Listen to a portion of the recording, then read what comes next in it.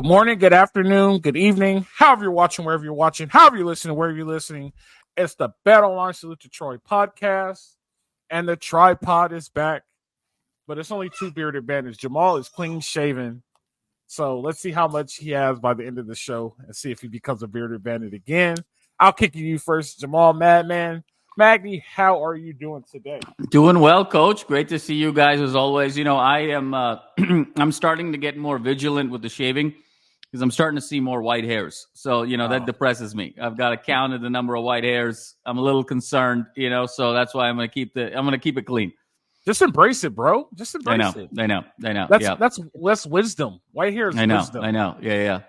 People keep asking me, am I stressed? When I tell them I'm getting more white hair, and I'm like, no, but don't ask me because that'll make me stressed, So it's like everything is fine. I just, I would just like to avoid white hair as much as possible. But what can you do? Or you could go the alternate route and get the Just for Man.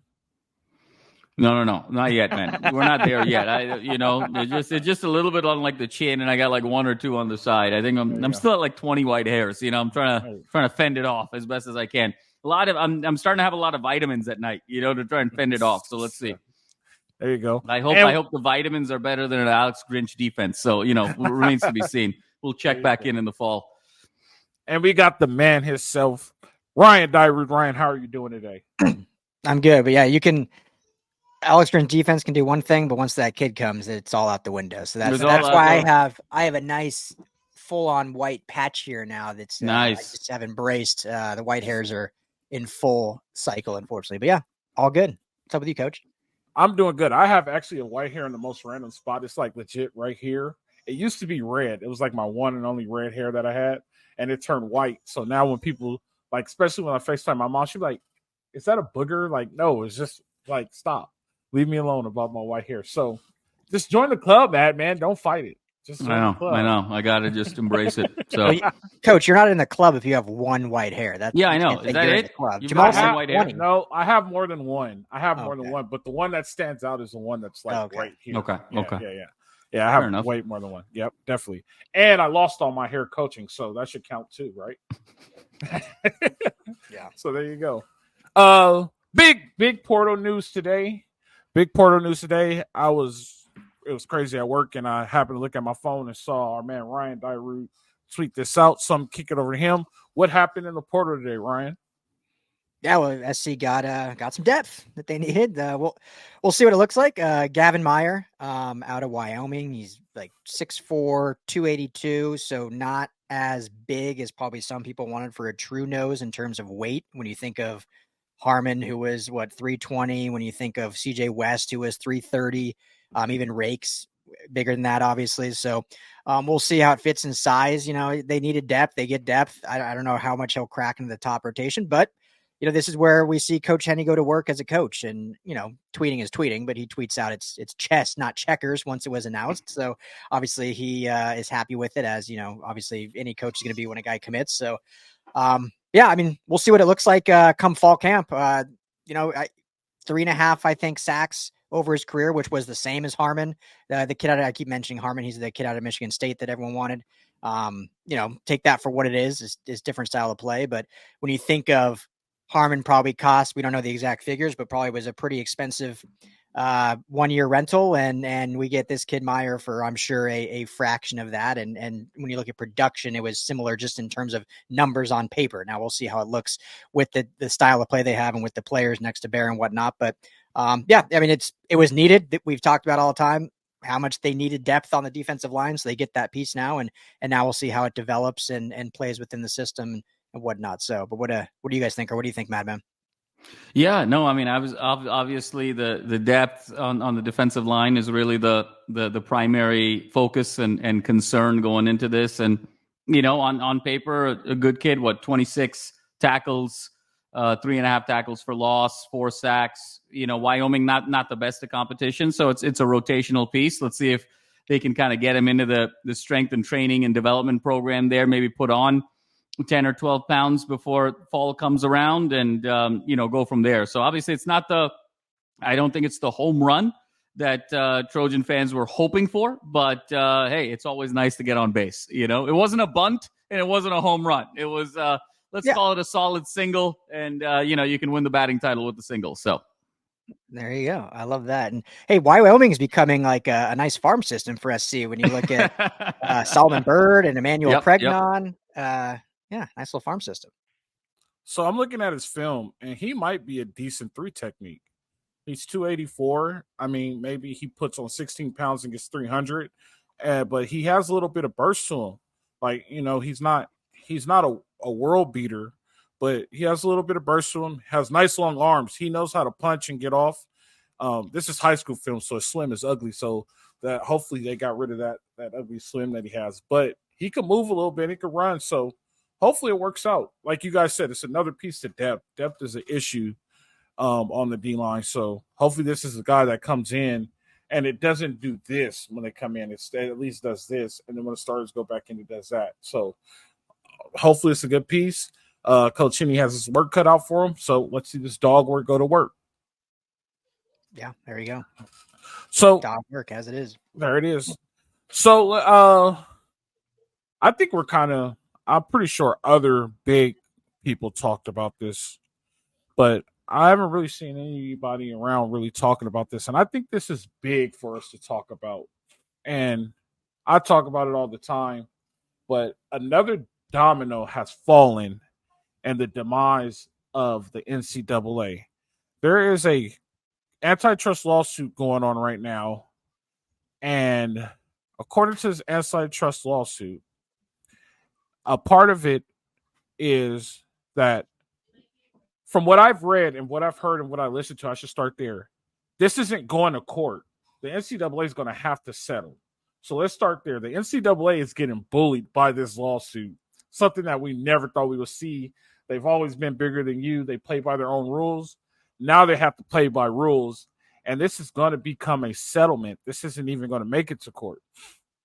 In the agreement, college football and college basketball, and Division I at least, it's going to be a part of revenue sharing, right? So whatever revenues they made, the players get a portion of it. I don't like it because I think it should be the whole department, but that's a different story for a different day. Another big thing in this agreement that I've read and looked into, and I'm kind of happy about, there's a $2.7 billion settlement involved in this where former players get back pay for their name, image, and likeness. This is huge. And I've talked about this before, and people thought I was crazy. But NCAA, for the two big sports, is about to become obsolete. And I think that it's over, and it's on its way out. I'll kick it to you, Ryan. Ryan, what do you think about this? And we're going to talk about what does this mean for UCLA? I'm so sorry. For USC. Jamal didn't even catch it. Why UCLA on your mind, Coach? He's watching that women's golf championship. That's what's happening right now. What does this mean for USC? And what does it mean for college sports going forward? Ryan, go ahead. Give me your thoughts. Let's jump into this. Let's get in depth because I have some thoughts. Thoughts, so I want to see how this goes. Yeah, you'll probably. I'm trying to dive in kind of more because it's been obviously an ongoing thing, and what the NCAA's paid like $15 million lobbying in DC. They've brought on, didn't they bring lawyers from like Big Pharma and like the Biden-Harris campaign? So I mean, they're throwing everything at this and spending at this to back them up, which tells you kind of a lot just from that, right? Without even diving into the actual like lawsuit, like the fact that they're like putting all their chips in.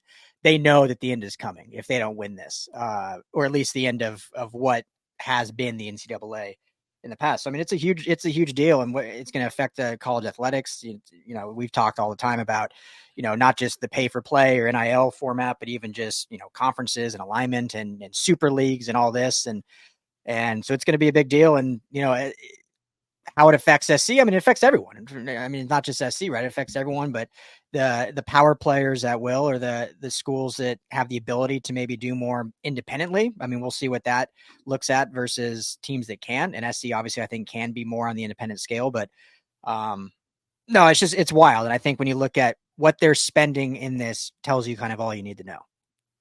Man, go ahead. Yeah, I mean, obviously, this is just the next major step in the professionalization of college sports, like we've talked about. And I think the revenue share is very interesting for a couple of reasons. One is now athletic departments are going to be able to pay players directly. So, what does that now mean in terms of the collective structure? Is the collective structure necessary moving forward? Can now donors just kind of go directly to athletic departments? Are there things the athletic departments can do that are complementary to the collectives? Is that part of maybe a larger kind of athletic department strategy? So I think it's going to be interesting to see, was this collective era, if you will, of the last 18 to 24 months something that was just temporary for this to actually take place? Or does it have a home in terms of additional NIL opportunities? I think number two, it just dials up the need for a significant media rights deal, right? Because if you're going to do rev share off of the revenue that you're getting, the single biggest knob is still your media rights deal. So the SEC and the Big Ten are sitting pretty. It's the reason why USC and others went to the Big Ten. But what does this do in terms of implications for, say, an ACC? What does this do in terms of implications, say, for a Big 12? Do they need to go and now renegotiate their $31 million a year for more? And then third, again, how does this sort of play into that model of the student athlete versus kind of just an employee of the university? And as a corollary to this, Coach, we talked about the Jaden Rashada news as well, the former quarterback of Arizona State, now with Georgia. He's suing Florida, the University of Florida athletic program, and Coach Billy Napier for not coming through on his NIL deal that was reportedly in the vicinity of 13 to 15 million. So it's crazy now that you have these NIL deals that you have to sort of pay. And Coach, we've talked about this. Sometimes you got to pay the bag twice or three times for a retention standpoint. But then if you don't do it, now not only are you opening yourself up to losing a player, but you're also opening yourself up to litigation and losing that player. So I think these are the three big knobs to think through, but we're kind of headed towards this world here, Coach. I think you're absolutely right, where it's no longer going to be the NCAA. College football now becomes very, very synonymous with Major League Baseball as an uncapped professional sport. And so all of the implications that come with it are going to be significant, but it just goes to show that money is becoming more and more important in terms of the equation, and things that we have gotten to know and love, like tradition and pedigree and history and, the engagement with the university, are starting to become less and less. And so is this tenable? Is this sustainable in the long term? I personally don't think so, but that's the way the world is going right now. And it's just going to be fascinating to see it shake out. So ever since I heard about this Sunday night. I kind of saw like a blurb of it, and then I saw something about it on Monday, and I looked deep into this and did a lot of research. The first person I'm going to blame for this going the way it is Mark Emmert, and it should not be going this way, right? And I'm going to start with this. He should have put a stop to the SEC 20 years ago for doing what they were doing, because I believe that a little bit of California jumping off the pay for play had something to do with this. UCLA and USC lobbying, saying we got to keep kids here. It makes no sense for kids leaving our state if we want to stay competitive. This is how we keep them here. When that happened, Texas and Florida and everybody else jumped off to it and started to do it. And then the NCAA just said, all right, forget it. You have NIL. That was the worst decision you could ever do it. Same thing with the portal. All right, fine. You can just transfer if you want. They should have capped it. There needs to be a cap on it. And the fact that they never capped it and they just let kids run around and abuse the system shows that there was no structure and it was just a panic move, right? The second thing is that, did you know that Ole Miss already does revenue share for all the athletes in their program? So they take all their revenue share, and at the end of the fall semester, they give them a check, and at the end of the school year, they give them a check for all the athletes in their program. So it's possible, and I don't know how Ole Miss isn't winning this NIL game, because they've already started the revenue share thing, and they're ahead of the curve. I believe that it's not fair to other sports that they are not involved in this. Because just like we were talking before we came on, Jamal, that golfer from USC is really good, and she's a very big face, and everybody's talking about her. Why does she not get any shares? She's putting the school name out there. People know who she is, right? There's gymnastics at UCLA. People know all the gymnasts at UCLA, and people know the gymnasts at Georgia. They deserve a cut of this. It's gotten so bad and so out of hand that these people who are supposed to be in charge of $1 billion industry just let this just go by the wayside, let it become the wild, wild west. And now more people are going to get left out. And now it's not over. We could have ended this right here. Like every sport gives revenue share just like that. Now I'm all for the back pay. I can't wait for my check to come. I just want to let you guys know that. I'm for that. But people deserve it. Softball is the 4th highest grossing sport in the NCAA. They deserve revenue share. If your team comes on TV, they deserve revenue share. They let this get out of hand. It's not over now. Now we're going to have other sports that are going to start going into lawsuits because they deserve their cut. Now, here's another thing that's starting to float around. They're talking about making these guys employees of the school. Do not make these people employees of the school. Do not make these kids employees of the school. Let me tell you why. I understand when you play for the school, you represent the school. But now that you're an employee of the school, you're not allowed to be a college student. Do not take the college experience. So I know they're getting paid, and I understand that. But they still deserve to be kids and to become college students. They no longer can go to parties if they're employees of the school. They no longer can do things that they're allowed to do as an 18-year-old college student. That is the worst decision that's going to happen, and that's going to be the next thing we're going to see, and it's going to become a lot of problems because what happens when you're an employee of the school, you can no longer co-ed, and you can know your girlfriend cannot go to your school. It has to be somebody in the town or something like that. There's a lot of ethical standards that these kids cannot maintain because they're kids. You know what I mean? So, like, you're walking down a road that you don't want to be in. So I'm against that too. That's my little take on it. I'll shoot it to Ryan. Ryan, what do you think about what I just said or just the whole thing in general? And then we'll get, after we go around, we'll get into what this means for USC. Yeah, well, I mean, the NCAA is your classic, like, American fall story, right? Like a company, essentially, a governing body with a ton of power that just thought they were untouchable. Like any good company, Jamal knows this very well, obviously being the bright businessman he is, but like you're always prepping for the future. You're willing to evolve. And the writing's been on the wall forever that college sports were like, things need to change. Everyone gripes about how they make all the money. The coaches make all the money. It's been years of this, and they just never put any plan in place, basically just saying, we're in charge. We're untouchable. If something happens, we'll react to it. And obviously they reacted pretty horribly and poorly.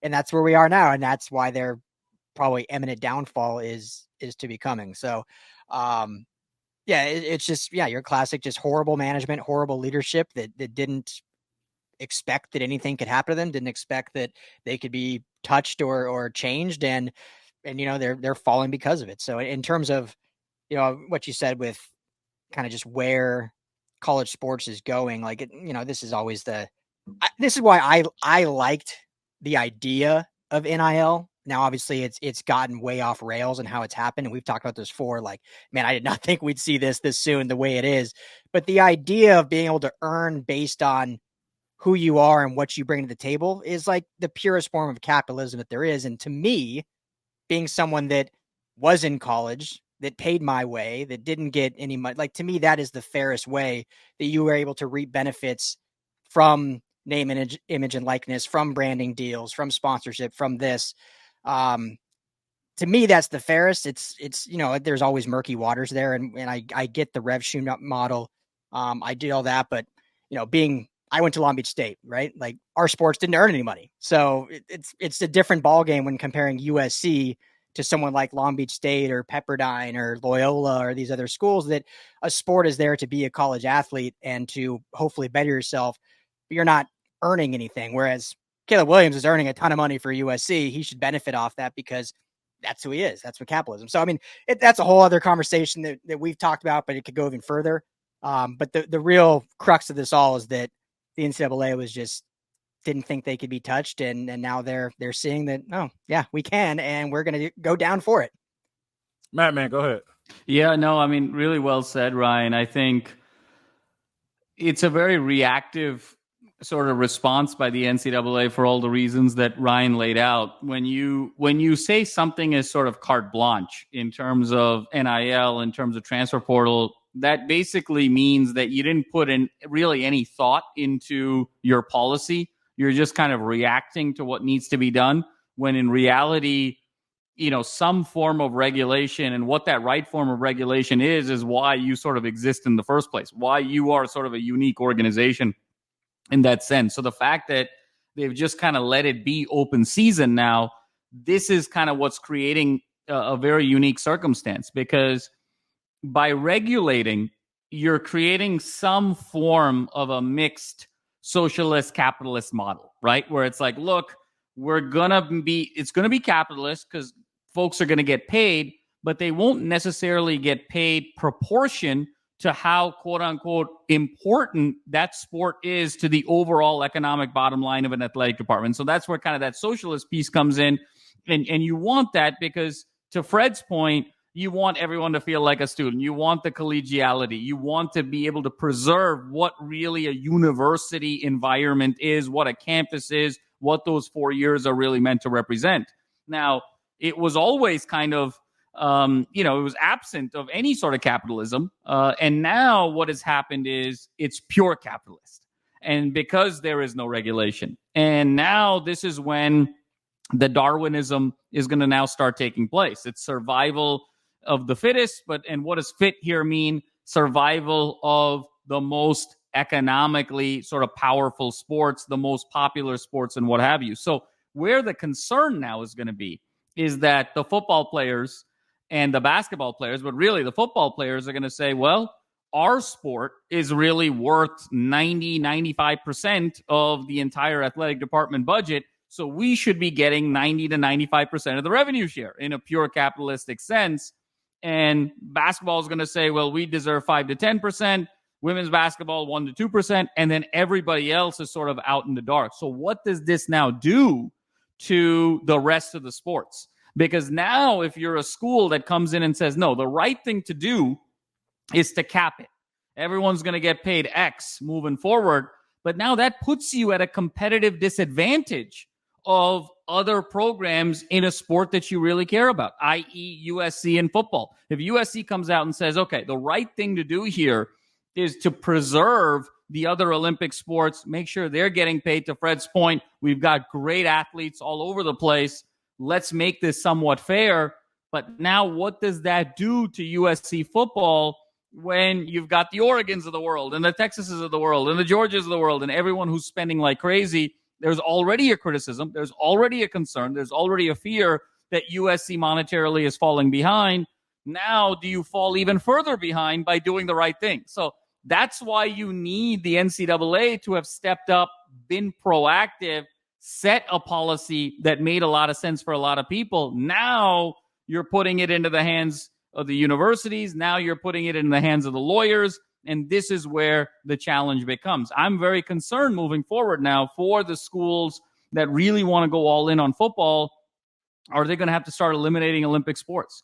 I mean, is USC going to have to face a reality here that, golf and water polo and volleyball and what have you, hey, I mean, do we need to do this now moving forward, given how much emphasis and investment is required into football? So there's all of these sort of domino effects that are very concerning moving forward as a result of this. And Fred, the other thing I'll say is, I think we're going to be there. I think we're going to be there with students being employees of the university. Now, the one thing I'll say is, I think there's a world where that can coexist a little bit. Like, think of graduate students who are TAs. Think of graduate students who have research assistantships at labs and whatnot. They're also paid, but they're also students. But it's kind of this sort of hybrid model. So there's probably a hybrid model that makes sense for the student athlete. But again, in graduate school, because it's more of a job, right? Historically, your allegiance is always to your undergrad school, right? It's like, oh, well, grad school, I'm more mature. I was getting paid. I was closer to an employee. All my fun was at undergrad, so that's where my allegiance is. Does that now happen with these football players where, hey, I'm no longer like a USC student. I'm playing for USC the way I would play for G League, Ignite, or the way I would play for like NFL Europe, or the way I would play for, a professional team in another part of the world. So am I going to, again, have that same allegiance to my university? And as a result of that, if I don't, then every year is going to be free agency, and I'm always going to be looking for the best possible opportunity. So I don't think Jack is coming back in the box. I think Jack is getting further and further removed from the box, and it's just going to be really these are the wild times that we're in. So with that being said, we have to figure out what does this mean for USC, right? And I think this is where collectives come into play, right? And I could be wrong, but let's just say, well, the highest grossing conference last year was the Big Ten. They made the most in revenue, which helps us out. You give all the students a fair shake at a revenue share, right? So every sport, if you're on scholarship, you get revenue share. But if you are a part of the collective, that's where you start to earn your extra money. That way, and this is just my proposal, and there's probably a bunch of holes in it. Thought about it in 2 days. I didn't put it together, but if you give everybody the revenue share, right? But then you keep your collectives, and your collectives still pay the top players and the players who wants the checks. That way, that's how you're able to keep the NILs involved. That's how you're able to keep the business aspect out of it as far as it being a job. Because here's the issue with it being a job. Now I'm paying you under a contract, right? And you have to perform. So if you don't perform, am I able to fire you? You know what I mean? Like, those are the questions you have to ask now that you're an employee. You're able to get fired. You're not good enough. I get to fire you. But if you keep it under this model, every scholarship athlete gets some of the revenue share, but the collective still is playing the football players and the basketball players. If your collective is strong, you should be able to compete still. That's my idea of it. But for USC, they need to hurry up with their collective. Like, we don't know what I'm still under this theory. We don't know what they're doing. We don't know how they're doing it, but they need to be a little bit more public, because people need to know, as far as recruiting, what does their collective do? Because the theory right now is they're still trying to figure it out. Nope. You need to start talking. You need to start saying something. You need to start doing it. And you need to start letting these kids know, hey, our collective compete with everybody else. How much do you need? Because this thing is about to springboard way faster than it was projected. I think they thought this NIL thing was supposed to take off 5 to 10 years from now. It only took 4. You know what I mean? Like, and so SC needs to figure it out, and they need to publicize what they're doing, and they need to get this NIL thing rolling and shaking quick. Because after allegedly this settlement is supposed to happen on Friday. Allegedly, I don't know if it is or not. That's what I've been hearing. But if it does, it's the spaceship is taking off. SpaceX has finally hit the moon, and it's about to go to the next galaxy. So you have to get ready to go. Ryan, what do you think? Where does this put USC? How do you feel about it? Well, the other little wrinkle, which, I have kind of my ideas, but it's like how. Well, what are your ideas? Tell your idea. Go ahead. We have time. Well, that's what I'm saying. Like, how do you define revenue, right? Is it just money, TV money, and ticket sales? Like, are NIL funds considered just donations, or do you pull that into revenue? Like, if a booster comes in and says, hey, I want my 10 million only going to the football program, is that allowed? Or is that, no, this is a pool for rev share for all of our players? So that's where it gets real murky, and like, especially when it's always been like that though, Ryan. It's always been like that though. If you write a check to football, it just goes to football. It's been like that for 1,000 years. So I think it will remain that way. That's my opinion. But go ahead. Well, yeah, when it was going to just like facilities, but now that it's like pay for play, is pay for play revenue, or is pay for play just facility donation on the memo? But it's for a player. And correct me if I'm wrong. Collective and NIL is separate, right? You're able to pay for play, but NIL is you're using your actual name, image, and likeness. So that gives me the ability to go be in commercials and get sponsorships. Correct? They're like intertwined, I think. Yeah. Okay. All right. Go ahead. I'm sorry. I'm sorry. Like the collectives, and who knows? I mean, the collectives are all different too, right? Like what they do, Yeah. But for the most part, they're the ones collecting the money and then distributing the money. So some of that money they collect is a pure pay for play hey, here's my money, give it to this. Some of it is like from whatever Mercedes, and like then they distribute it that way. So okay, I got you. But thank you for clearing that up for me. Yeah, but I mean, yeah, it's just it's wild. I don't think NIL is going anywhere. Will it be regulated more? I mean, that's this, I guess, when this is finalized, what we'll know. But who regulates it? I don't know. I mean, it's such an interesting place where we are and how quickly. I mean, I just want to real quickly get back to it, and then Jamal, if you have anything else to add, I feel like we've kind of like circled the wagons around this a little bit. But getting back to Rashada real quick, Jaden Rashada, and I don't want to take anything away from the young kid, super talent, but the fact that Florida offered him almost $14 million tells me either two things: that they way overvalued what he was going to bring to the program, or two, they never intended to pay that much, but they just knew they had to throw a crazy number to get him to commit, because $13 million for a freshman that was, a good recruit, but not like the number one recruit in the nation. Like, that is insane to me. Like, it's got to just be they were throwing numbers out knowing they were never going to have paid the piper, but just get him to commit and then figure it out after. Yeah. I mean, there's a lot to unpack here. I mean, for sure. In the case of Rashada, Ryan, I think you're spot on. It's money I don't think Florida had yet. I think it was, hey, if you stay with us, this is what we're going to kind of give you over the next couple of years. And I don't think the money ever came through. We heard similar things with Texas A&M. We've heard similar things with some other programs. So, again, just as wild west as this has been on the receiving end, it's been equally wild on the giving end. I think the conversation that's really fascinating is that interplay between the collective and the athletic department, where if you treat the athletic department as the pure revenue sharing body, and you allocate according to sport, and then the collective becomes what makes you competitive, say, as a football program, where it's almost, think of it as your base contract and then your signing bonus, right? Where it's like the base contract is what you're going to get with the athletic department, and then what you get on top of that, all of your incentives and your bonuses, just like in the real world, what you get in stock and all of those things are all what the collective is going to provide.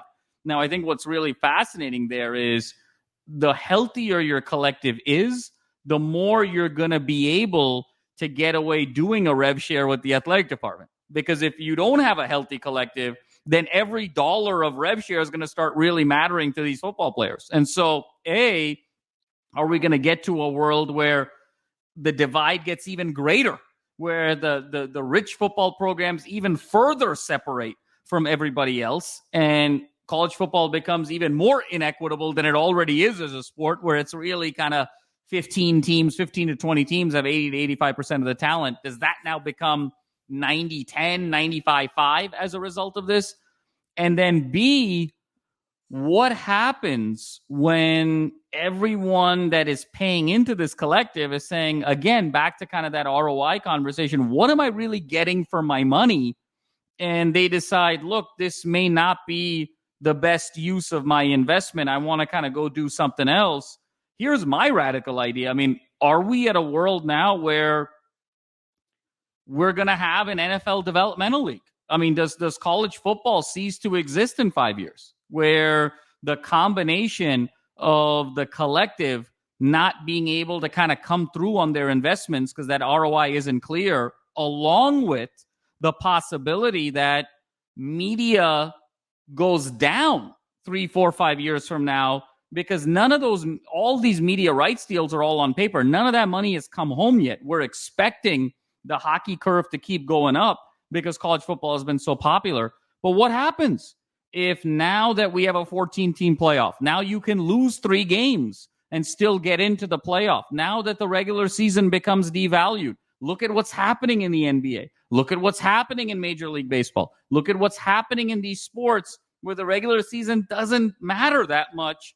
Everything, media coverage, viewership, all goes down. So if now you have a combination where the collective structure, potentially the ROI doesn't close, and that doesn't keep replenishing, and a world where media rights and viewership stagnates or goes down, what do you really have now in college football? You don't really have anything.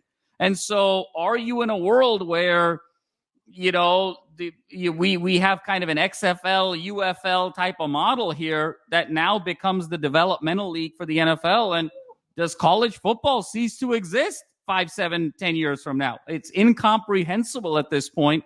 But frankly, the last 3 or 4 years have been so incomprehensible that I can't say there's a non-zero probability that doesn't happen. I will say this, Jamal. I think college basketball makes all their money around tournament time.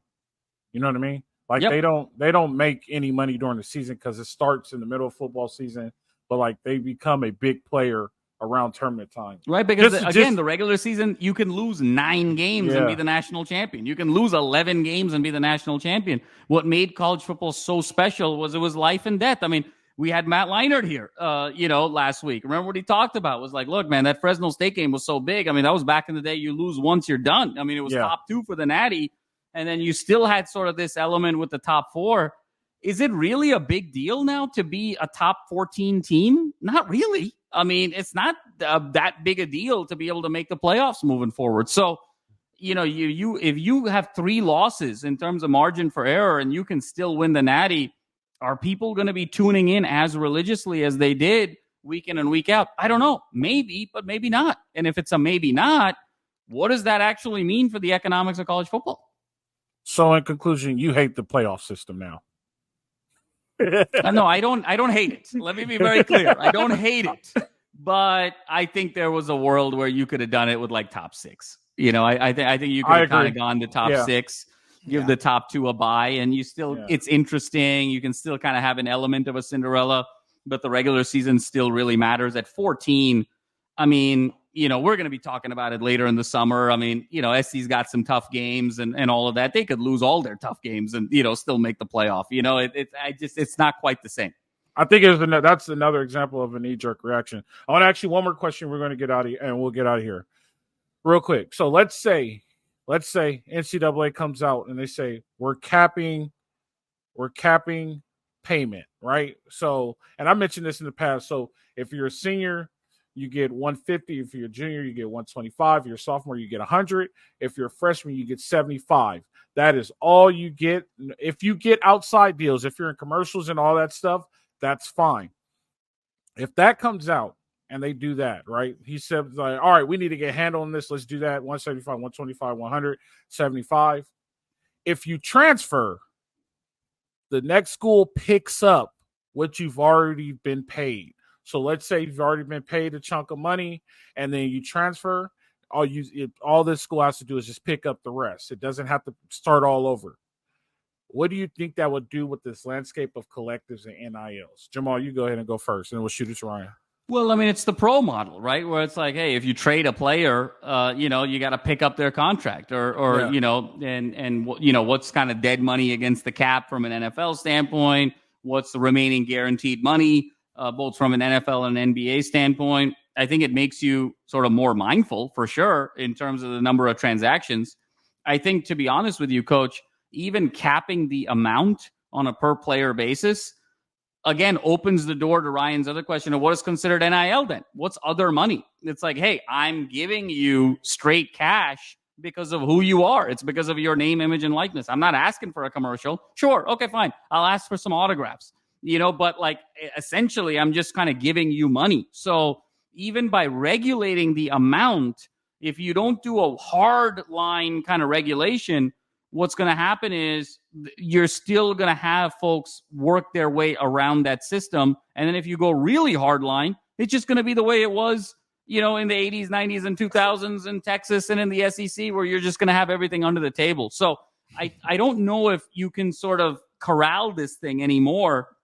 But I think there's a way to sort of make this a little bit more equitable. I think the interesting thing is going to be, from a collective perspective, if it's hard enough to get these guys, at least from a USC perspective, like we talked about, to get them to pay for football players. Now, if we start introducing a world where I got to pay now every year for a golfer, I got to go pay for a volleyball player, I got to go pay for a gymnast, that's just going to be even harder and harder. So I think that we're in a world where we're going to have to see what is the definition of ROI for a collective, in terms of the folks, the limited partners, the people that are giving the funding. I don't know if we've defined that yet. And I think until there's a compelling ROI, I don't know if this is going to be sustainable 3, 4, 5 years from now. I think we need to. I think we need to get Chase involved in this, like Florida State's doing. JP Morgan Chase, get them involved. That's a really good idea, though. I looked into that too. They're ahead of the game. If they get that to work, everybody's going to Florida State. They're way ahead of the game. Ryan, go ahead. What do you think? Yeah, the only thing I'll add is I'm just curious if that were to be the case, like would universities push back? Because up to this point, it's not like the universities had to pay anything, really. I mean, it's donors and collectives. So if all of a sudden they're like, oh, you gotta do this rev share and 150, 125, 100, is a university like, oh, we don't want to do that. Like that goes against what we want to do. Like, yeah, we love football because they give us money to do other things. We don't love football because we have to pay for it. So is that going to cause a whole nother lawsuit and litigation between universities and athletes? And now if the NCAA is no longer a governing body, universities are going to go rogue and they're going to do their own thing. So, I mean, to me right now, as it stands, without formulating a huge thought process and outlining like my ideas, like to me, NIL is really the only way forward in the formative years right now. I think there's a better way to I don't even know how you'd regulate it. There's a better way to go about it. But doing anything that is a pure rev share or pure universities paying is, to me, going to take years and years and years to fully adapt and get indoctrinated. And so, we're kind of just going to be looking at this NIL landscape, and we'll just see it ebbs and flows it every year. Cause I think that's the only way that these guys are going to get paid. Guys and gals are going to get paid for now, until all this stuff's out of court. Good deal. Well, we put another one in the books. That was a great conversation, guys. I appreciate you. I feel like it was the gathering of the minds. As long as it doesn't turn into the Eyes of March, we were good, right? That's all that matters. So that's good right. Deal. Hey, I appreciate you guys. We put another one in the book. Fans, we appreciate you. Keep watching. Until next time, buddies, this has been the Bet Online to the Detroit podcast. You guys know how it goes. Live free, fight on.